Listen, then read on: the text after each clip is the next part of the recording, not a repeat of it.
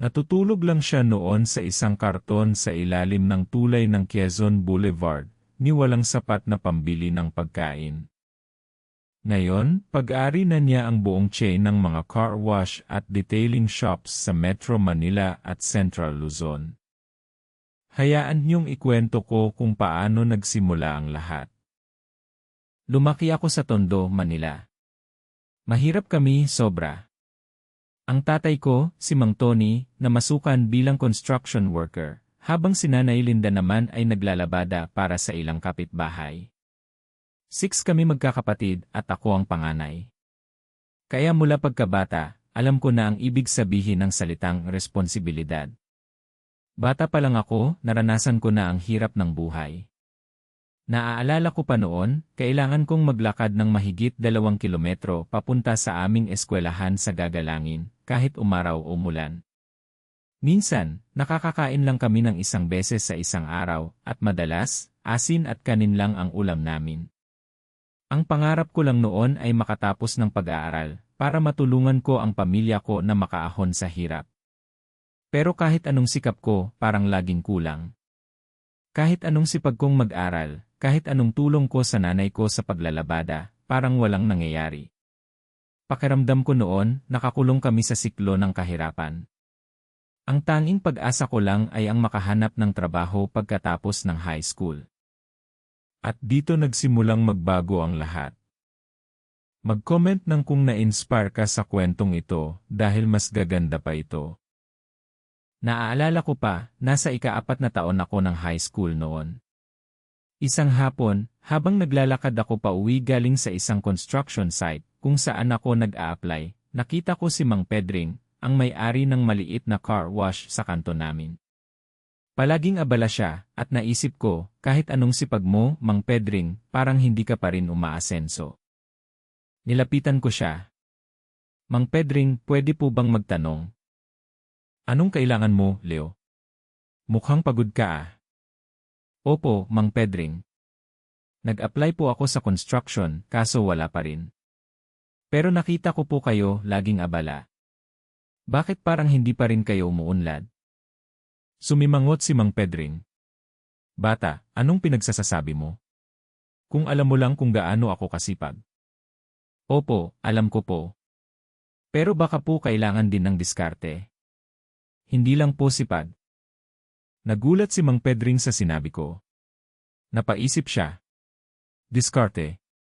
Anong ibig mong sabihin? Kung bibigyan niyo po ako ng pagkakataon, baka po matulungan ko kayong magkaroon ng mas maraming customer at mas malaking kita. At magtiwala kayo, kailangan niyong manatili para sa susunod na mangyayari. Dahil dito talagang nagiging hindi ka panipaniwala ang kanyang tabumpay. Binigyan ako ni Mang Pedring ng pagkakataon. Sinimulan ko ang aking diskarte. Una, inayos ko ang pila ng mga sasakyan. Imbes na iparada lang kung saan-saan, gumawa ako ng sistema para mas mabilis at organisado ang pagpasok at paglabas ng mga customer. Pangalawa, pinagmasdan ko ang mga customer. Napansin ko na marami sa kanila ay naghihintay lang, kaya naglagay ako ng upuan at naghanda ng libreng kape. Pangatlo, nagsimula akong mag-alok ng C Premium Wash na may kasamang interior vacuum at tire block. Maliit na halaga lang ang idinagdag, pero malaki ang naging epekto sa kita. Sa loob lang ng 1 buwan, dumami ang customer ni Mang Pedring at halos doble ang kanyang kita. Isang gabi, matapos naming magsara, tinapik ako ni Mang Pedring sa balikat. Leo, ang galing mo. Hindi ko inakala na ganyan kalaki ang maitutulong ng diskarte mo. Mang Pedring, masaya po ako na nakatulong. Hindi lang nakatulong, Leo. Binago mo ang negosyo ko. Gusto kitang maging partner. Gusto kong buksan natin ang pangalawang branch. Hindi ako makapaniwala.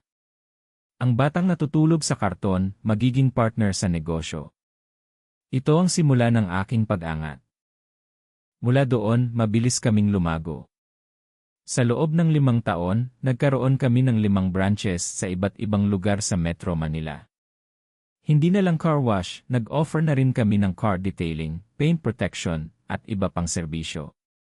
Unti-unti, nabibili ko na ang mga kailangan namin sa bahay. Nabigyan ko ng magandang buhay ang pamilya ko. Nakatapos ng pag-aaral ang mga kapatid ko. Ang dating bahay namin sa Tondo na gawa sa kahoy at yero, napalitan ng konkretong bahay. Si Mang Pedring, naging mentor ko, at sa huli, binili ko ang buong shares niya sa kumpanya. Ngayon, ako na ang CEO ng Sparkle Ampersand Shine, isang chain ng car care centers na may higit 20 branches sa Luzon. Hindi lang ito tungkol sa sipag, kundi sa sipag na may kalakip na diskarte. Kaya, anong aral ang natutunan mo sa kwentong ito? Ay comment ang inyong mga saloobin. At kung may sarili kayong kwento ng tagumpay, ibahagi niyo sa comments. Mag-subscribe para sa bagong kwento araw-araw.